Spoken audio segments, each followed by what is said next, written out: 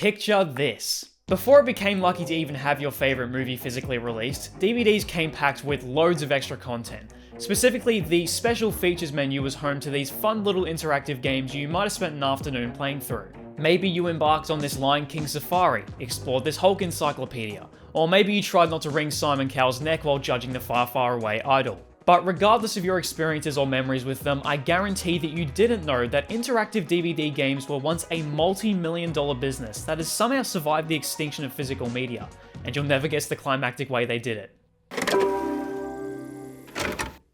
The story of DVD games begins in the UK, in early 20th century Britain to be exact, where we'd find the first ever example of what would be called an interactive cinematic game. It was a kind of carnival shooting gallery, like the ones with targets you shoot for a prize, but with an interesting twist. Instead of circular plates, players would fire live rounds from actual firearms at projected live-action footage, usually of safari animals. If the player met their mark, the footage would freeze and award them a point.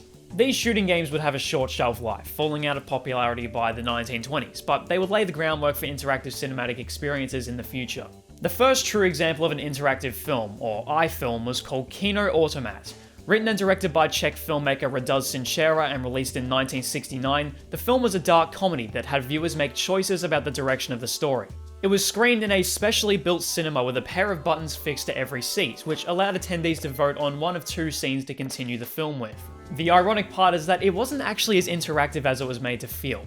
The branching paths would all merge at each point of decision, meaning that there was only ever one ending. It's said that this satirizes Czechoslovakia's then communist government and the illusion of democracy in the nation. It's probably why they gave it the Outstanding Political Satire Award a few years later. But the film was received exceptionally well by the people it wasn't about, and in a lot of ways it legitimized interactive film as an art form. Despite that, it wouldn't be until the invention of the Laserdisc in 1978 that interactive experiences like this would become accessible. Being one of the first optical disc formats, Laserdiscs were primarily used for films, but the technology had capabilities that wouldn't be fully taken advantage of until 1982, with the debut of Sega's interactive rail shooter Astron Belt. A year later, Dragon Lair would popularize the interactive Laserdisc game market in the United States, and between these two releases, competing styles would emerge. See, the way Astron Belt narrated its gameplay was combining live-action, full-motion video repurposed from an existing Japanese sci-fi film with computer-generated game graphics. On the other hand, Dragon Lair opted to use completely animated visuals. This style outsold the former in the Laserdisc era, but both would be used for DVD games, which made their first appearance on the market not even a year after the format's unveiling in Japan on November 1st, 1996. The first ever DVD games came packed in with the physical release of 1996's The Adventures of Pinocchio, and took the form of simple trivia challenges and memorization puzzles. The true reality of these games though, and the reason I've been talking about interactive films for all this time, is that really they're one and the same. Let's use Snowball Madness, one of my childhood DVD games from the direct-to-video Disney film Winter Wonderland, to explore how. DVD media architecture is made up of two parts: the titles, which contain the actual video content of the DVD, and the menus, the interfaces you access them from. One of these titles is the film itself, which plays from the beginning from the main menu and from specific scenes from the scenes menu. Pretty simple stuff. As you might have guessed by now, Snowball Madness and every other DVD game aren't really titles, but instead many different titles strung together through menus. For example, in this stage of Snowball Madness, you play as Donald Duck chasing Huey, Dewey, and Louie who've stolen his sled. The game asks that you hit enter on your remote control when you hear sleigh bells so that you can dodge the snowballs being thrown at you.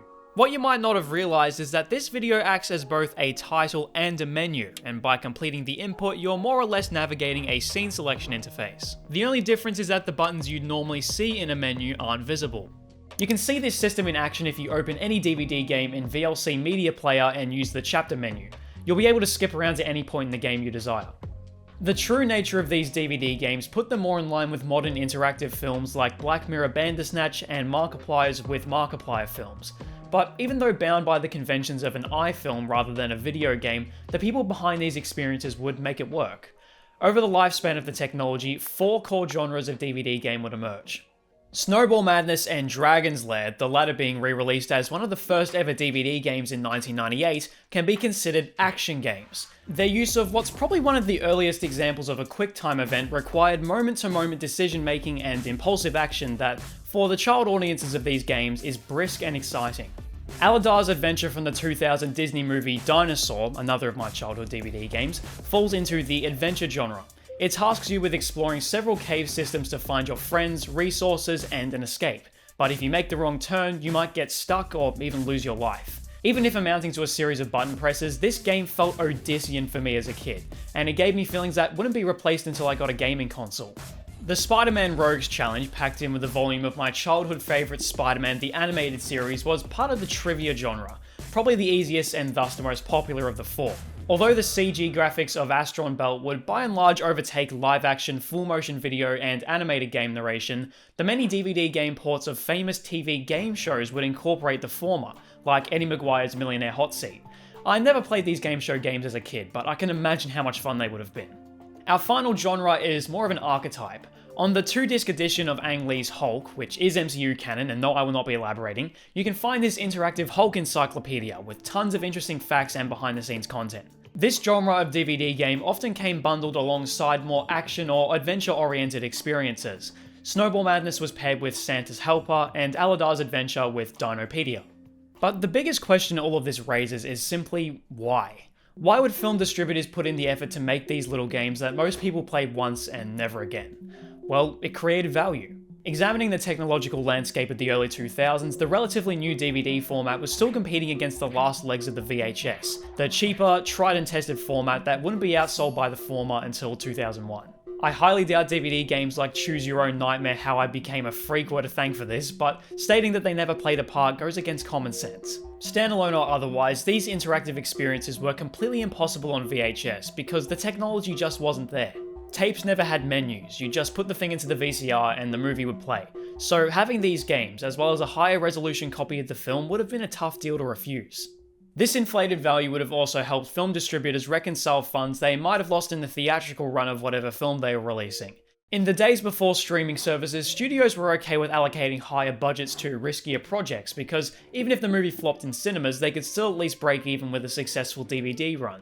This was more than likely the case for the aforementioned Dinosaur, which grossed $350 million at the box office against a $127 million budget. On the surface, yeah, you could say it was profitable, but when you account for marketing costs, which are handled by distributors and so not included in production costs, Dinosaur might have only made $100 million in profit. That's chump change for a company like Disney. However, given the fact that I bought Dinosaur on DVD in a physical store nearly 10 years after the film's release, the extra $200 million of near pure profit it generated probably would have healed that blow a bit. Without the value added by Aladar's Adventure and Dinopedia, that might not have been possible. On a grand scale, interactive DVD games would stand to generate at least $500 million in revenue over the course of their existence. That figure comes from the website for Imagination Games, a subsidiary that produced dozens of standalone DVD games. I noticed in my research that there was never a coordinated branding effort for DVD games, like you'd see for any other gaming platform. Imagination's games are the only ones that come close, utilizing the classic DVD logo with game fittingly affixed. This lack of cohesion might have been part of the reason DVD gaming didn't last very long, because $500 million is a lot, but nothing compared to the hundreds of billions that the format would stand to make. That figure points to how niche this market really was, and I felt that obscurity while researching. It's only thanks to the efforts of random people all around the world that I could tell you any of this, and it's thanks to them that I discovered what really happened to DVD games. Because the industry is still alive, possibly even thriving, even beyond the downfall of DVDs, beyond the death of physical media. But how is that possible? Porn! It's because of porn. The situationship between DVD games and porn goes all the way back to the conception of the former. Only a year after The Adventures of Pinocchio introduced the concept for the first time, The Misadventures of James Spawn came onto the market. It touted itself as the first interactive DVD, which was just a lie, like a flat-out lie. However, it was the first fully original standalone DVD game, since the other releases that year were remakes of Laserdisc games. It was a fairly tame dating game where the most risque thing you'd see would be some kissing, but what followed was anything but modest.